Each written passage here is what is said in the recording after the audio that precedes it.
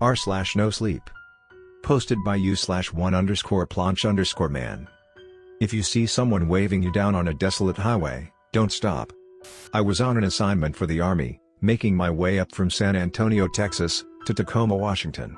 It was a long drive, and they gave me 6 days to report to my new unit, but I didn't mind. I love road trips. There's nothing like the freedom of exploring the world by yourself. The first day of my journey, I planned to get as much driving in as possible so I could spend a few days in Utah, a sort of mini vacation, you could say. This was January, and the days were short, so maximizing the amount of daylight I had was crucial.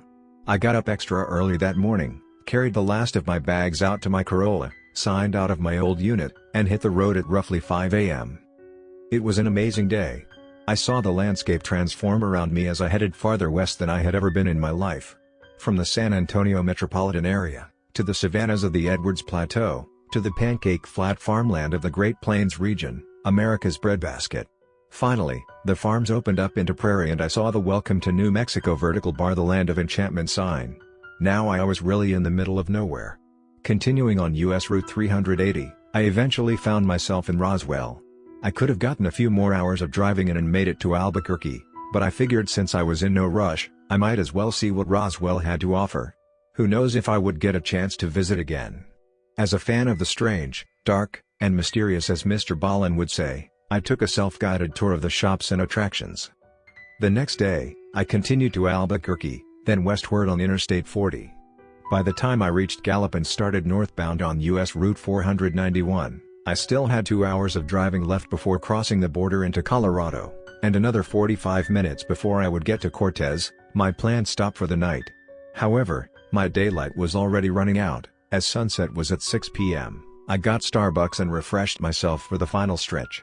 It was supposed to be easy. Just a straight shot. But looking back on it now, I figured that, had I decided to stop in Albuquerque instead of Roswell the night previous, I would have already been in Colorado by now, and possibly be making my way into Utah. I would have saved myself from what was waiting for me on that desolate highway. Route 491 stretched far into the Navajo Nation. On either side of me were endless expanses of prairie bookended by dark indigo mountains on the horizon.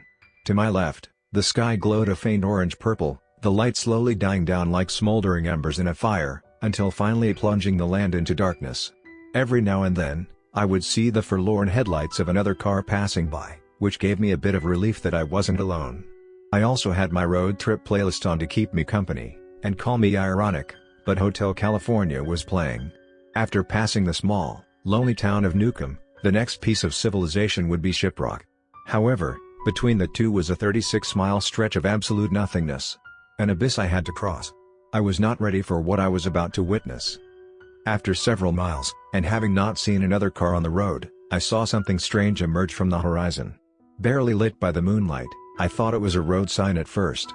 Then as I came closer, I realized it was a person, walking on the shoulder of the road, heading in my direction.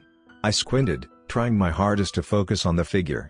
In the darkness, I could tell they were wearing a poncho of some sort, with long, black hair flowing down past their chest. Who could be walking out here, all alone, at night? I thought. Whoever it was, they had no lights, no reflectors, no strobes of any kind to signal to passing cars that they were there. And they walked on the pavement, dangerously close to oncoming traffic.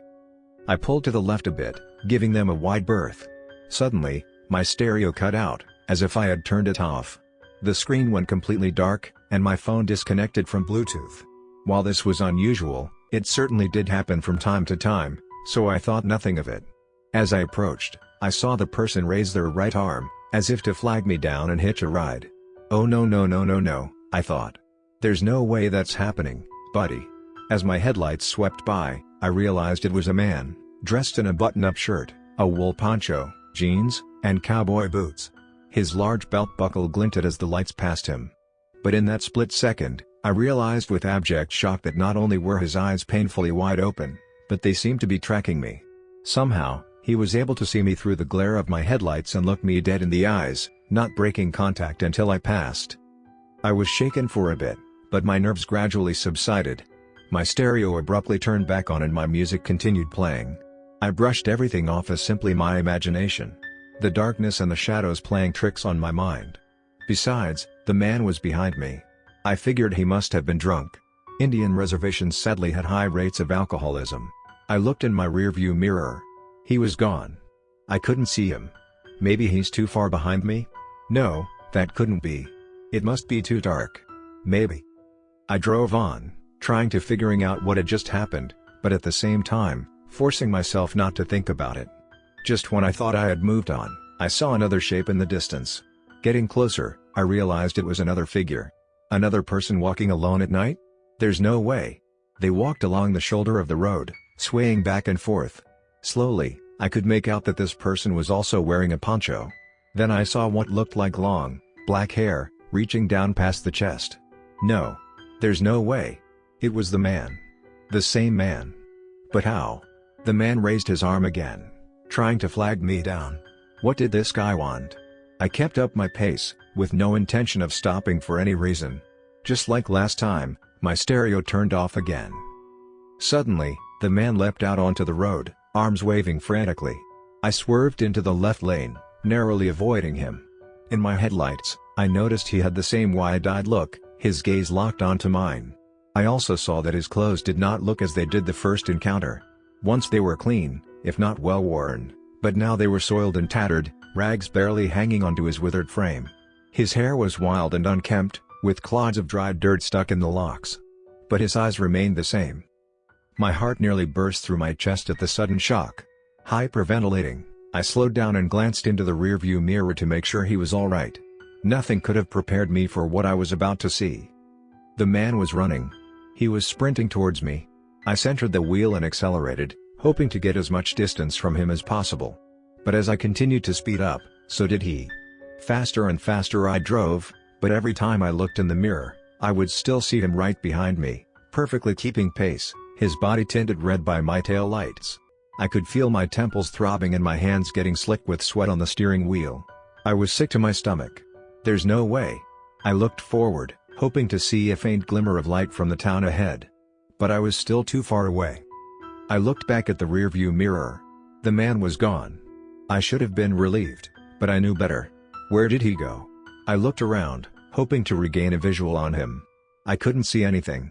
Taking a deep breath, I refocused on the road, but kept my guard up. Just keep driving, I told myself. Only a few more miles to go. Out of the corner of my right eye, I saw something. Another shape. It wasn't the man, at least, I didn't think so. I glanced over, bracing myself for whatever was going to meet my sight. It looked like an animal. Some kind of animal, though I couldn't make out exactly what it was. Under the moonlight, I could see it running alongside my car, its forelimbs reaching out in long strides, its back undulating like a dog. Closer and closer it came. The closer it was, the more of it I could see. Little by little. Then I noticed, its limbs were far too long for its body. Its body was too short. It had no tail. The head was oddly round. And from it, came a trail of long, black hair. I slammed my foot on the gas, pushing my car's engine harder than it had ever been pushed before. By now I was clocking well over 110 miles per hour. But this creature, it kept up. It wasn't phased. It simply ran faster and faster to match my speed. Just what was this thing? How could anyone or anything run this fast? The entity seemed to have endless stamina. Just how long could it keep this up? Just how much faster could it go? Soon, my car would hit its top speed. And then what? How long could it maintain that before breaking down? It wouldn't be long until my engine overheats. But regardless, I would eventually run out of gas. And when I do, what would happen if that thing got me? At 120 miles per hour, my car had reached its limit. This was the fastest I could go. But the creature continued its pursuit. My temperature gauge was approaching the red, and so was my tachometer.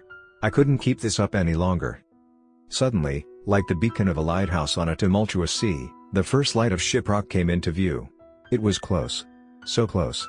If I could just go a little longer, I could make it into town. To safety. I pressed on. I fixed my eyes on the lights, growing brighter on the horizon. They bloomed outwards, glimmering in the night air. Though it was a small town, it was a sight for sore eyes in my situation. Looking in my periphery, I saw the undulation of the creature's spine as it kept pace with my car. But now, it was slipping away, steering farther and farther from the road. It suddenly hit me just how hard my heart was beating. Beads of sweat dripped down my face. I looked over. The creature was gone. But this time, the feeling of dread had also gone with it. My stereo once again turned back on, and as my music resumed, I breathed a deep sigh of relief. I let off the accelerator. The Manta creature, whatever it was finally gone for good. Having white-knuckled the steering wheel the whole time without realizing it, my hands were extremely sore. But I was glad to have made through. A week later, I told another soldier in my unit about what I had experienced. Being originally from Albuquerque, she was familiar with the Native American legends of the Southwest. The conversation steered toward a certain creature that she would not dare speak the name of. She also told me that the highway I took was well known for all sorts of paranormal phenomena. Google what Route 491 used to be called, and everything will make sense. Be careful out there.